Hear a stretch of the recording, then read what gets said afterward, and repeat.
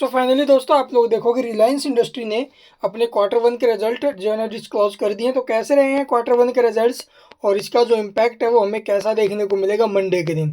अगर नेगेटिव गया तो भी मार्केट को ये एक तरफा नीचे की तरफ लेके जाएगा।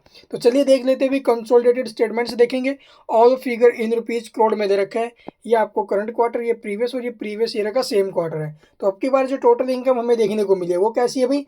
अब की बार टोटल इनकम है 2,40,200 करोड़ की, जबकि प्रीवियस में क्या थी 2,45,249 करोड़ की, यानी कि प्रीवियस क्वार्टर से इनकम टूटी है। और वहीं प्रीवियस ईयर के सेम क्वार्टर में 2,14,644 करोड़ की इनकम थी, वहां से इनकम में जंप है। Year two year income jump है, क्वार्टर टू क्वार्टर इनकम में हमें गिरावट देखने को मिलेगी। रिवेन्यू फ्रॉम ऑपरेशन आप लोग देखोगे ये भी प्रीवियस क्वार्टर के मुकाबले कम हुआ है। तो चलिए अब देख लेते हैं भी इसका एक्सपेंस।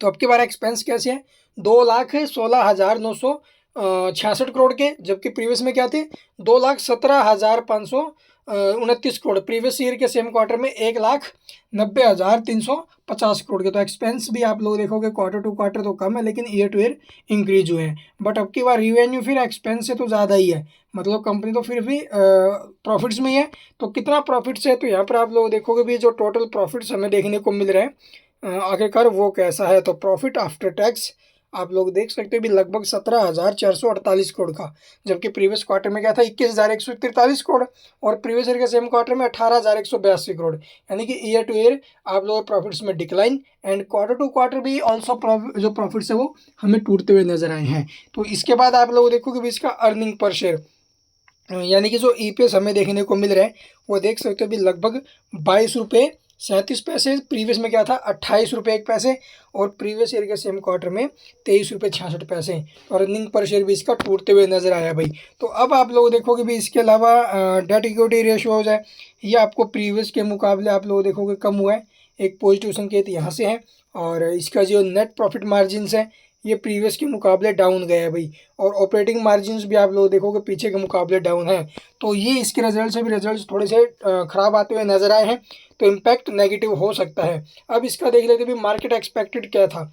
अर्निंग पर शेयर की अगर मैं बात करूँ तो एक्सपेक्ट किया गया था लगभग 25 रुपये 62 पैसे का, आया कितना है 22 रुपये 37 पैसे। तो यहाँ पर मिस हुआ है, यहाँ से एक नेगेटिव पॉइंट निकल आया।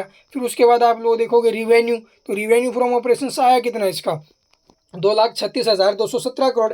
एक्सपेक्ट कितना था अभी, एक्सपेक्ट था 2,38,000 करोड़ के आसपास का, 2,38,000 करोड़ का एक्सपेक्ट किया गया था, आया 236 है। तो रिवेन्यू फ्रॉम ऑपरेशंस आप लोग देखोगे मिस हुआ है, यानी कि रिवेन्यू भी मिस हुआ है एक्सपेक्टेड से और अर्निंग पर शेयर भी मिस हुआ है। इसके साथ जो रिजल्ट्स है प्रॉफिटेबल जरूर है, लेकिन प्रीवियस क्वार्टर के मुकाबले प्रॉफिट्स कम हुए हैं। तो इसका इम्पैक्ट हमें नेगेटिव स्टॉक के ऊपर देखने को मिलेगा और ये जो स्टॉक है वो मार्केट को भी एक तरफा लेके चल सकता है। इसके अलावा कुछ पूछना कमेंट में पूछ सकते हो। चैनल को सब्सक्राइब नहीं किया तो सब्सक्राइब करना बिल्कुल मत भूलना।